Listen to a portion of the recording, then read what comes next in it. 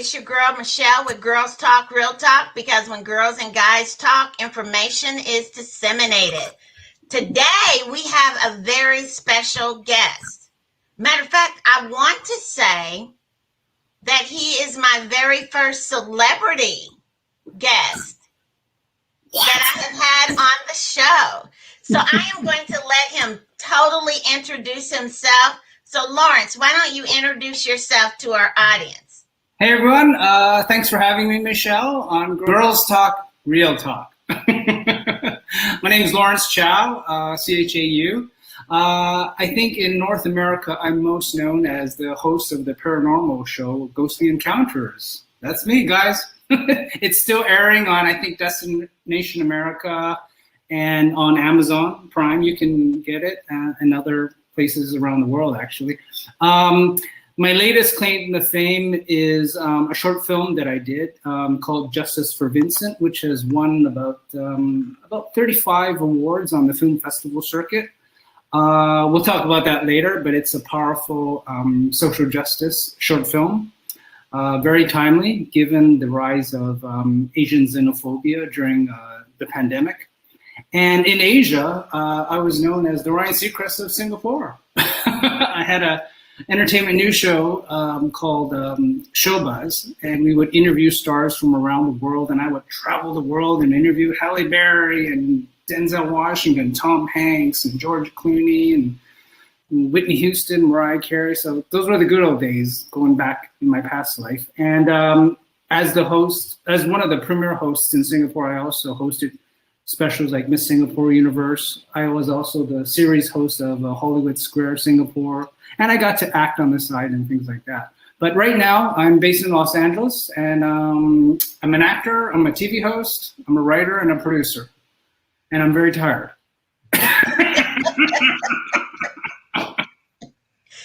See, you're very busy man.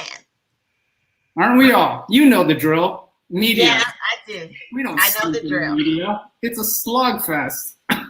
Well, yeah, we get in there, but some aspects of it we love, or we wouldn't still be in there. We love this, the connecting with people and dialogue.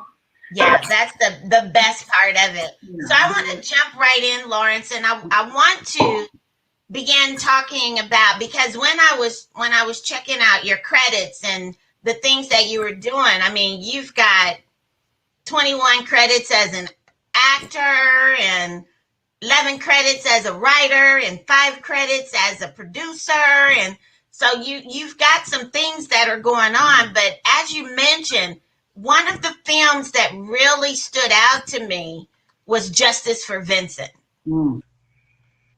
Let's take a minute and watch the trailer for Justice for Vincent. $3,000 and 3 years probation. Half the price of a shiny new car in the Motor City. Is that what the life of a Chinese man, an American citizen, is worth?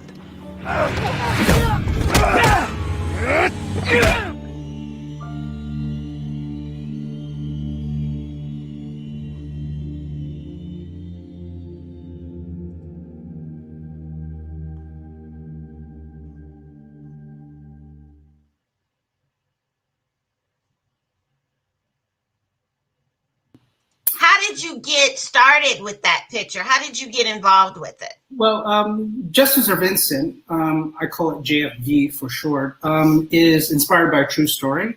The true story being the brutal murder of a Chinese American citizen named Vincent Chen. He was bludgeoned to death with a baseball bat by 2 disenfranchised auto workers in Detroit, 1982. This was at the time when the so-called Japanese auto invasion was compromising the Detroit automotive industry. So racial tensions were high, as well as economic tensions.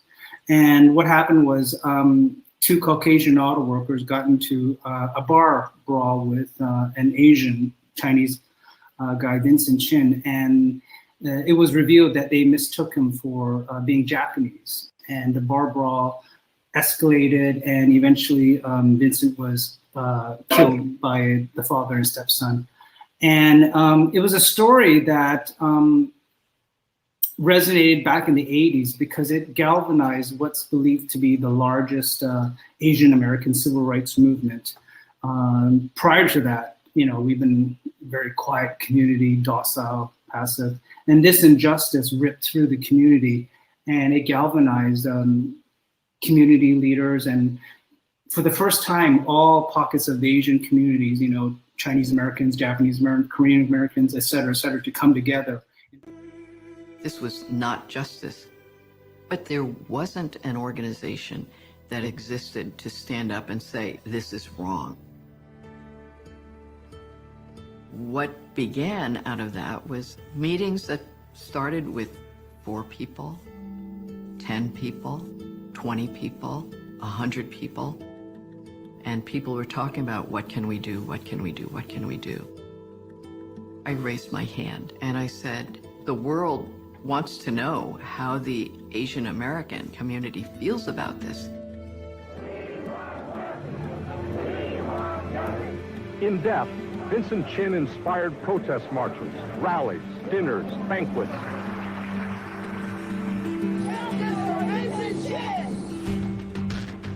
The killing of Vincent Chen is probably the most tragic example of the kind of violence that's being committed against Asians.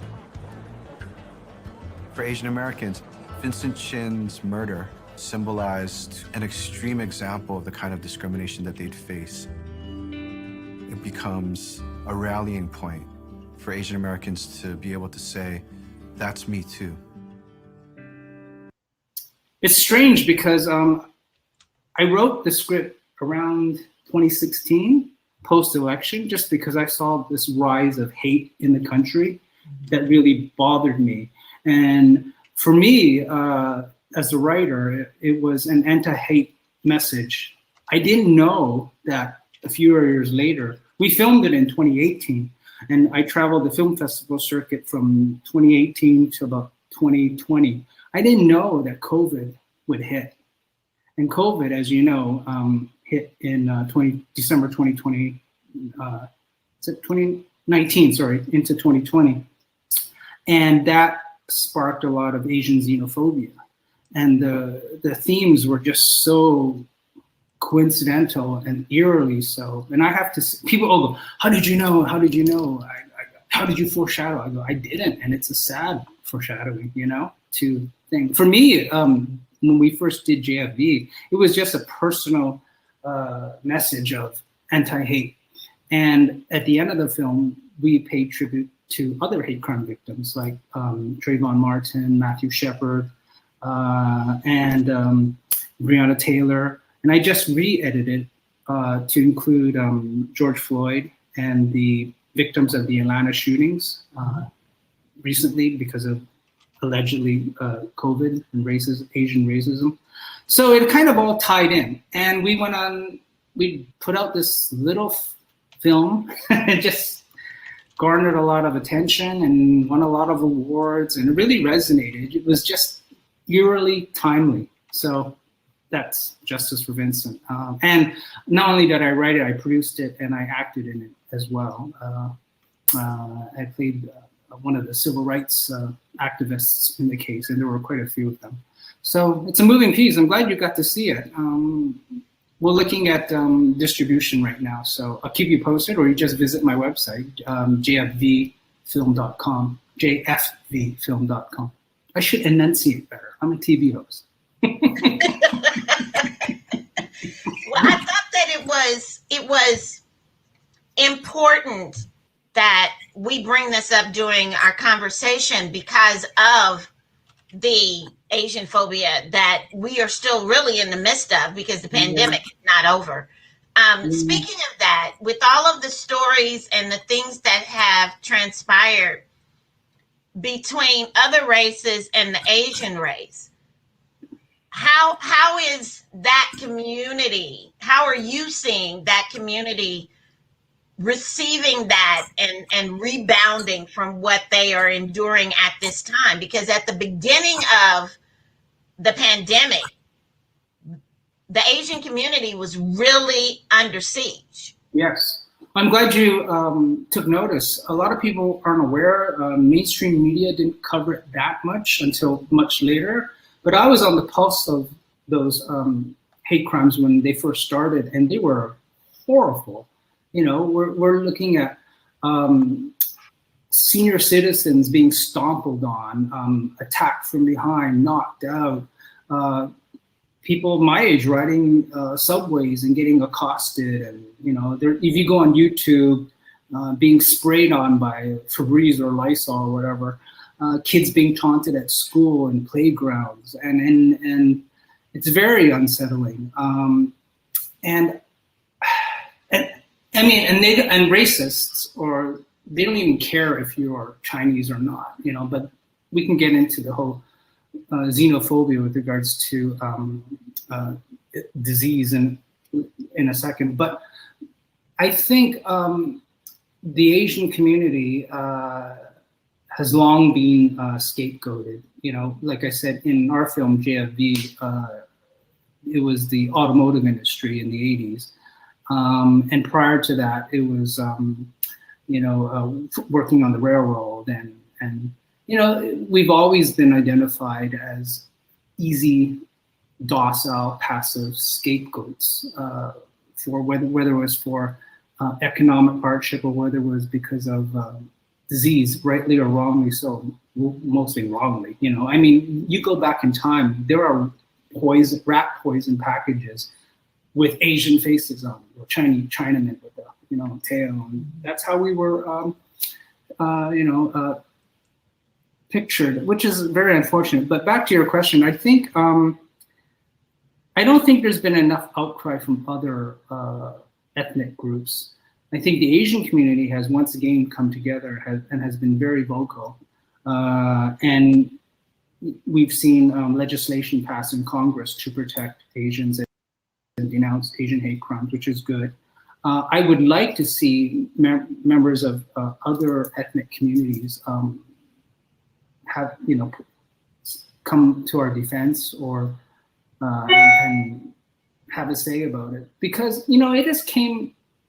COVID struck when George Floyd was killed, and subsequent, you know, quite a number of African Americans were victims of police brutality, shootings, or you know, places of worship were under siege. The Asian community did come to, you know, what's the right word, in alignment with the African American community, which is wonderful. I protested, I marched in the streets, and I would like to see some reciprocation in that regard. So not just from the African American community, but you know, other communities and things like that, because my greatest fear is that there are forces in the country and overseas that want to see this racial conflict in America. They want to see us tear each other apart. You know, racists get off on this. I mean, it's one thing to have, say, white people hating on black people, or white people hating on Asian people, but then for them to see, okay, well, let's see African American people hate on Asian people, and Hispanic people hate on Asian people, and vice versa. I think that's like music to their ears, which is worse. So my personal position is that you solve problems by coming together. Unity is really the answer, as is compassion, whether it is racial injustice or a pandemic or economic instability. You know, you come together. If you continue to tear each other apart, who wins? The people that hate you, or enemy states that want to see America fall apart through racial conflict. So that's my personal position. Well, I think it's important that we look at that, because I know I saw it in the beginning. I saw it right when, I think the very first story that I saw was an elderly Asian woman that was on one of the subways in New York. And she got knocked down. Yeah. And somebody told her to go back to where she came from. Right. And she asked the question, well, where am I supposed to go? I'm from here. And so it was almost as if we stepped into that arena. And you began to get the ability to see, to hear, and to witness everything that was happening at the time. And not because I think it was because people just needed someone to blame, but it was because of the fear. It was the fear that we were entering into an arena, country and worldwide, that nobody had an answer to, that nobody could figure out what this needs to look like.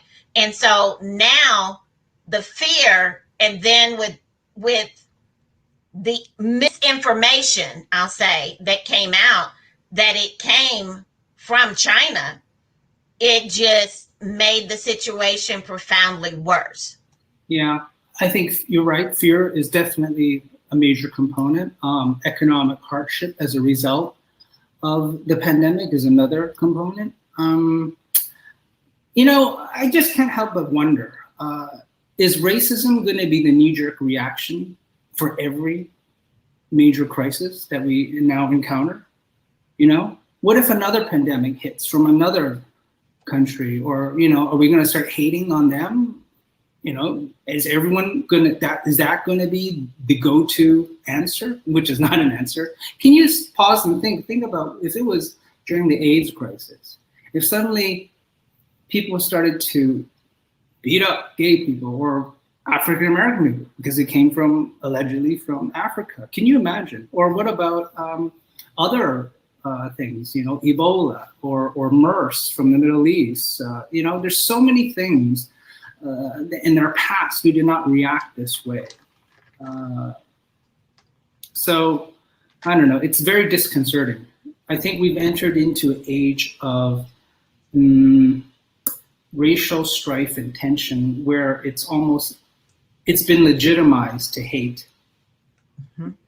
And we can get as political as we want, or maybe not, but I think you know where I'm coming from, that when someone creates an environment where it's okay to demonize, make fun of a race, a certain kind of people, then it filters down and it grants permission. Not only does it grant permission to think and feel it, but it grants a very disturbing permission to act on it through violence. And to me, that is very disturbing and disheartening.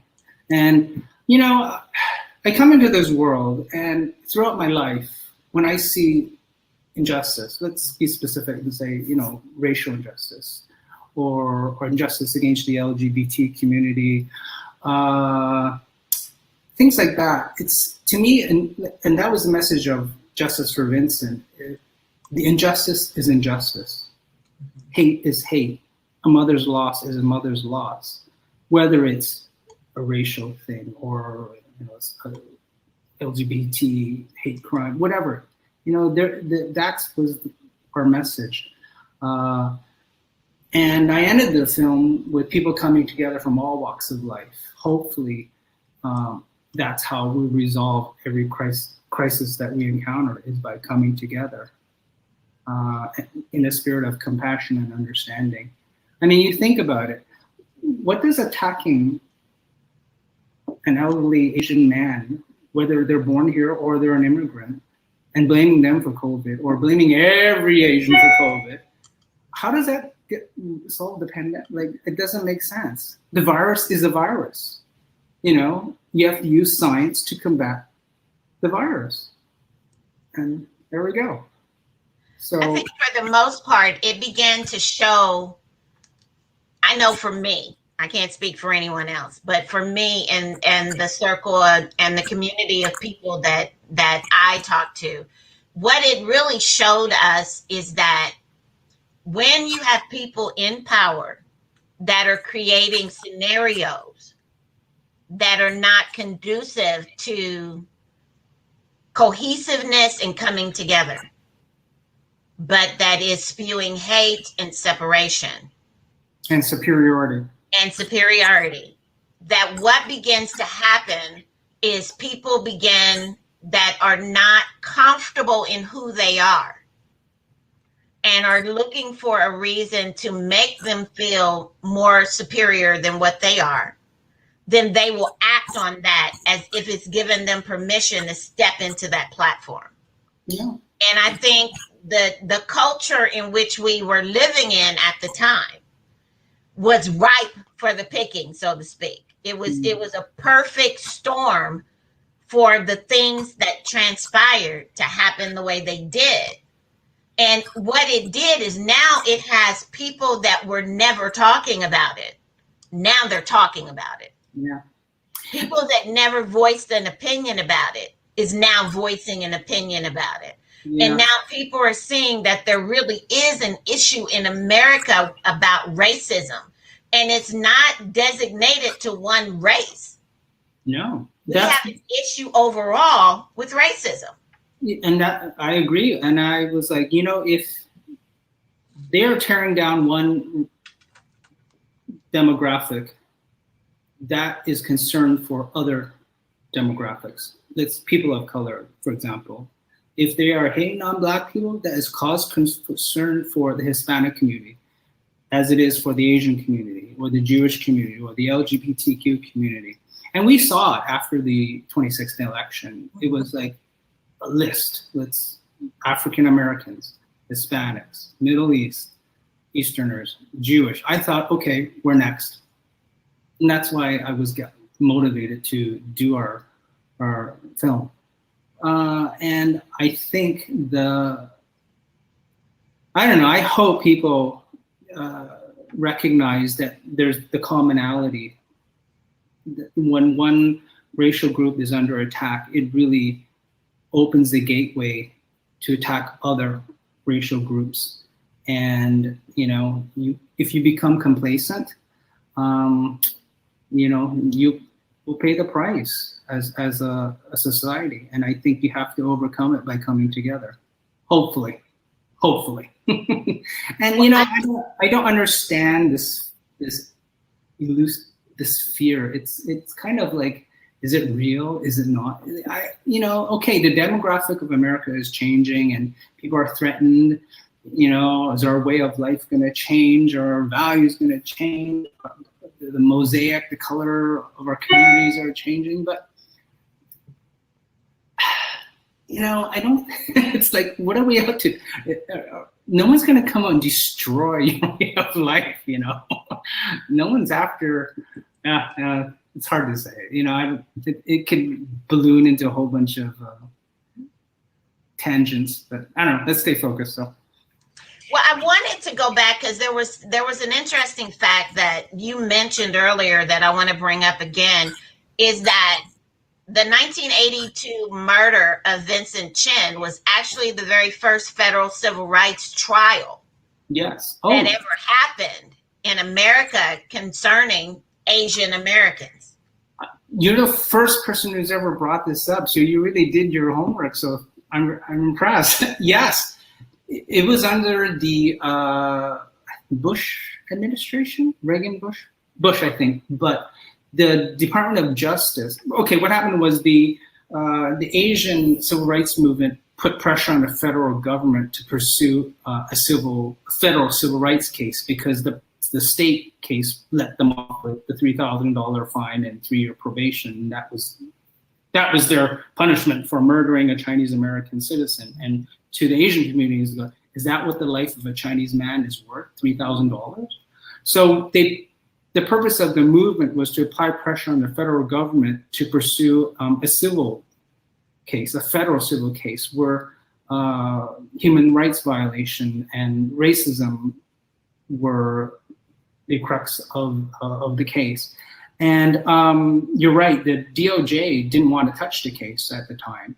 And it was the first time, there was even debate in Congress as to whether a Chinese American was eligible to be safeguarded by the Civil Rights Act.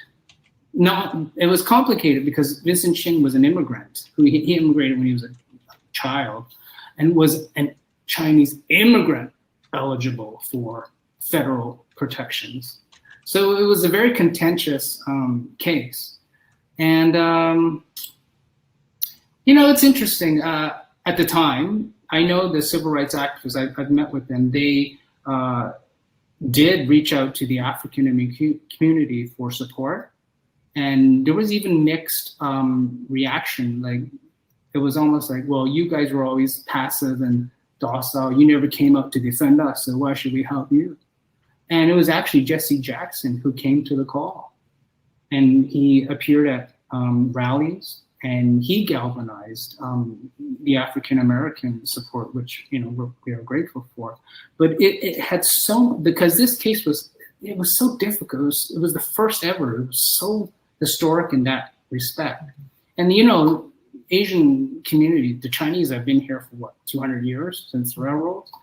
And our history is rarely ever told. The racism and the injustices we faced from, not even being allowed to, grow our own vegetables or get medical treatment, to not being allowed to open up businesses or vote or bring wives over, or being imposed with head taxes if we wanted to bring over family, things like that. And it's never really told in histories in school. It's rarely shown in entertainment. I applaud the African American community because, you guys, you moxie, you come together and you put it out there and you are forced to be reckoned with. The Vincent Chen case was probably the first time that the Asian community showed a similar kind of moxie. And now I think with the Asian xenophobia, it's happening again. And we've evolved. We're not so passive anymore. And we also have people in Congress now who are speaking out. So times have changed, but sadly, the racism hasn't really. It just takes one crisis and we're full circle back to where we were 100 years ago, 200 years ago, 50 years ago. It's sad. It's very sad. How we evolved as a society, I don't get it. I really don't get it. And I think there are some forces that like it that way. They like the conflict. They like, suppression, oppression. And then there's the other side that wants unity and advancement and equality. And that's the tug of war of society, isn't it? My fear is that all the steps we've gained throughout the decades, are we going back in time? Are we losing those hard fought battles and strides? I tell my friends, the Civil Rights Act, because of the blood, sweat, and toil by the African American community, that other minority groups get to benefit from, as well as the LGBT community. I mean, people need to know their history. But my point of that is that it's the coming together and standing up for one another that eventually you can invoke the change for a more cohesive, harmonious society. So that's my soliloquy. Holy crap. Well, I think it's important because I'm a firm believer that you cannot fix what you don't recognize. And I kind of feel like we're in a position now to where it's coming up. So now we've got to deal with it. And I believe that the generation, I've got a 25-year-old son, and his generation, I really believe, are the ones that are about to make a change, because they're not accepting the status quo.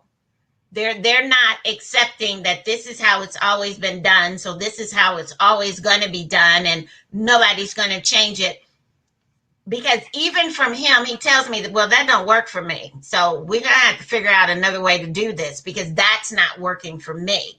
And I think with this generation of young people, and especially with the George Floyd thing, and then with the Asian racism that is going on, they are noticing these things and they're starting to learn how to speak out. They're developing a voice. And I think that that's so important, because when I was growing up, we just kind of went on our parents', coattails and enjoyed everything that was going on, and all was good and there was no problems and all of that. But now it's reintroduced itself. And so now we have to do something about it. And so we can no longer remain quiet. We have to speak up. Yeah, I do think the new generation is different. Thank God. More evolved. It's interesting because it's hard to say, because I think the African American community has always been more vocal, and whereas the Asian community has been more docile, has been more passive. You take your thing and you kind of just be quiet and go about, don't make waves. Mm-hmm. And I think we managed to go under the radar for all these decades, until COVID hit. It's but you think about it, change doesn't occur. Change often occurs when there is huge social injustice. That's where the positive change comes from. If everything was smooth and perfect, nothing would change. It would be the status quo. It's unfortunate, but yeah, it takes these dark moments where we transition. But I think not only are people becoming more evolved and educated, but also, like you said, more active and proactive, and getting into positions of power. It's not powerful, but finally there's like a filmmaker putting his own money, getting people together to put out something with a message. If you left it up to the powers that be, it'll never happen. It'll never happen. Right. So, and now we have people, a diverse people running for office, hopefully getting more promotions in companies and things like that. It takes a lot of uphill climbing and pushing that rock up the hill. It's a lot of toil. I just hope that the younger generation acknowledges the past. My fear is that as progressive as they are, I don't know how entrenched they are with the history. Because a lot of them don't like history, to be honest. Well, I think that they're learning the history by default. Yeah. And the reason that I say it's by default is because you have to know where you've come from in order to know where you're going. Mm. And so with a lot of the conversations that are happening now, and a lot of the activists that are raising up now, they've had to go back to the Martin Luther King time. They've had to go back to the 70s. They've had to go back to the Black Panther movement. And they've had to research what they did. Take what worked and release what didn't, so that they can begin to affect change. I hope so. I think you're right. I mean, it's not just social issues, but even look at entertainment, right? You have a very thriving hip hop community, but do you remember Motown? Mm-hmm. The first Black music record label that broke down the barriers, and before them, the toil of Josephine Baker and Billie Holiday and Dorothy Dandridge, Eartha Kitt. I hope people delve into that history. I don't know. History is very important. I mean, I was one of those rare Asian Canadian kids who actually, dug into the history books and read up about, the Chinese massacre in America, and they had taxes and the exclusion acts, the immigration exclusion acts against Chinese, and et cetera, et cetera. So what else do you have coming up that's in the mix I'm actually writing, nothing exciting. I actually made a conscious decision to not jump into the front lines again, and do acting and hosting stuff. I needed a break because it was an intense film festival. Film festivals are grueling. Yeah, I mean, we were lucky because we did it right before COVID, and festivals were still on and in person, and it was like every month I was traveling somewhere at 3 a.m. to some city, going to a festival and back and forth. It's exhausting. So and then COVID hit, and I said, you know what? I think this is a good time to actually just write. So I want to write more scripts and things like that. Maybe jump back into the front line as an actor host later on.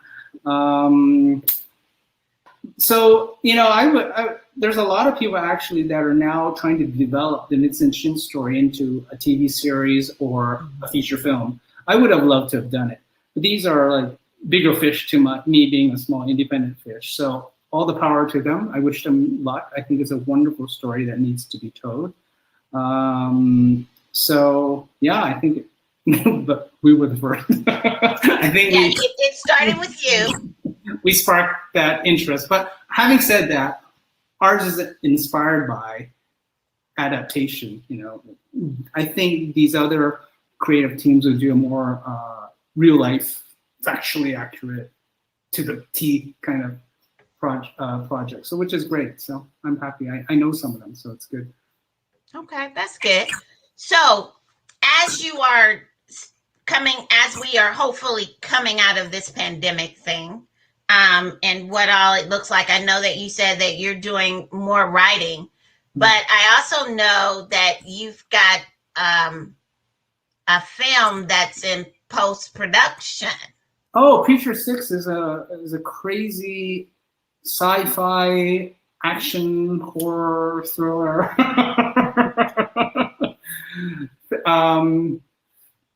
film. It's in post-production. I don't know what the status on that is. The trailer's on YouTube. Preacher 6. Check it out, guys. It looks pretty cool. Yeah, so, life is, you never know what, in show business, you never know what's going to happen with your life. I mean, I'm a diversified talent. Like, I can write, I can produce, I can host, and I can act. So it's like you do whatever kind of the winds guide you, land in your lap. That's what you kind of pick up doing. So I don't know. I kind of do it all. It's a blessing and a curse. So I really like sci-fi. Crazy as it sounds, I love sci-fi. Movies, TV shows, anything that is high octane and action. And then anything that is vampire and werewolf focused. Don't ask me why, just have always been there. But I noticed in The Preacher 6 that there's a lot of action. So what was it like actually, because it's so futuristic in a sense, what was it like actually playing the part of the monk? What was that like? Oh, I play a modern day monk. It was fine. I mean, you use a lot of imagination because the movements, they're going to be CGI'd or special effects and things like that.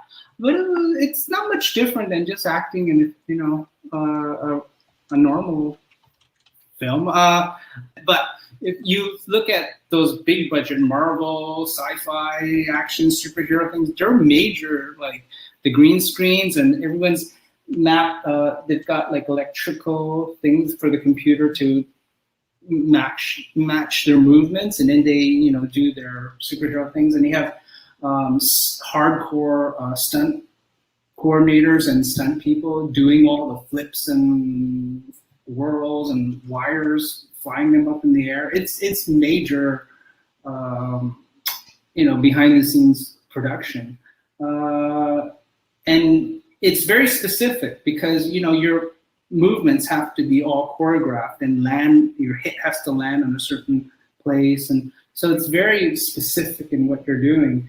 And while you're being physical, you also have to act, right? So, and you're also suited up in a very hot suit. You can't use the restroom. It's difficult work that they have to do. And it takes a long, it's very, very time consuming. Everything is so, too minute, like every detail. So what they go through, it takes them almost a year to like film an Avengers movie because it's so specific, very detail oriented. And then it goes into heavy post-production where they add in all, the effects and the backgrounds and explosions. It's a big deal. I have yet to get to that level. So stop making me look bad. You're asking me all these questions, make me look bad, girl. No, people are going to see, because this is where you start from. You get to move up to that place. And trust me, I don't think it's going to be that long before we'll be hearing more things from you. And it won't be that. I don't think it'll be that long. I hope so. Well, you're very kind. Thank you. Speaking of which, I hate to boast, but I just got this in the mail. We've got another award for Justice for Vincent. So which award is that? This is a communicator award. We are a winner of distinction for Justice for Vincent in the area of social justice or social messages stories. And it's from Kansas, which is kind of shocking. I go, oh, okay. Kansas recognized that. The industry in Kansas recognized that. So they recognized your work in social justice. There you go. So I'm excited because I noticed that you and the film have won several awards in regards to the message and the sentimentology of the movie. So I know that you're saying you're writing. Of course, you still have awards, seems like, coming in the mail to you just to remind you of the work that you've been doing and to keep you on track. I think that's the last award. I think we're okay now. It was intense, man. Awards, publicity, traveling. I need to like chill out and go. Like, is that phone ringing? Don't pick it up. Is that social media? Don't click on it. Don't just like go write. Go bury yourself and write. And then it's been a difficult. 2020 was a difficult year because I lost friends from COVID, and my brother unexpectedly had a heart attack and passed away in 2020, and he was quite young, so I had to take a lot of time off and deal with that, and so it was a difficult year. I lost about 3 or 4 close people, so I'm kind of coming out of it. Who knows what the Delta variant will do to the world. Hopefully it'll be short-lived, but I hope people get vaccinated. Oh shit, I shouldn't have brought that up.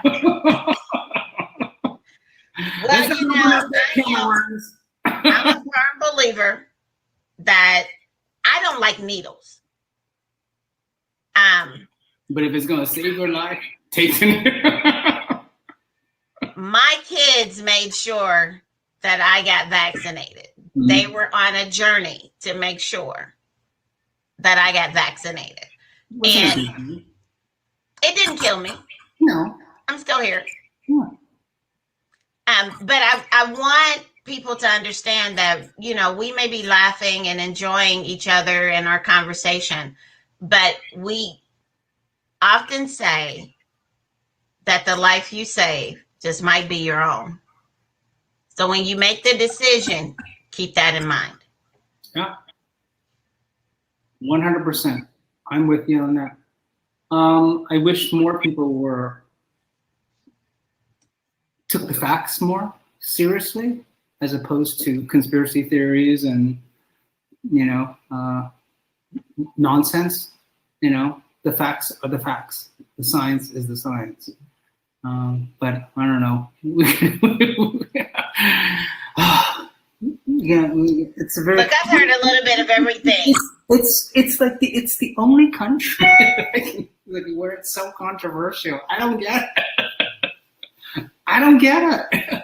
It's so political. I don't get it. Like, vaccines have been around for their job is to help the body naturally boost its immune system to fight off these viruses. It's not 100% effective, but if it can help you potentially avoid getting hospitalized or dying, and also help prevent other people from getting infected, do it. Natural progression. That seems natural. So as we come to a close of our conversation, Lawrence, is there anything that you would like to share with our listening and watching audience? I just hope that we're still going, it's tough times. I think the fall is going to be tough again with the Delta variant. I just hope that we look out for one another on a level of compassion and understanding. And like I said before, it's unity that solves crises, not division. So thank you for having me. You are more than welcome. I have enjoyed having this conversation with you and getting to know you. Oh, thank you. Are we going for drinks now? Oh, we can. We're scheduled. You're in one place, I'm in another place. 2022, I hope that this is all done with, this pandemic. Well, that's the prayer. Fingers crossed. Well, it's great talking to you, Michelle. Thank you so much. I wish you well. And your family. Stay safe. Keep doing what you're doing. You got that spark. Thank you. So everybody, this is your girl Michelle with Girls Talk Real Talk and our guest Lawrence. So we thank you for another wonderful conversation. Be sure to join in with us again next week for another awesome conversation with our guest. So we'll talk to you again later. Bye-bye. Thanks for having me.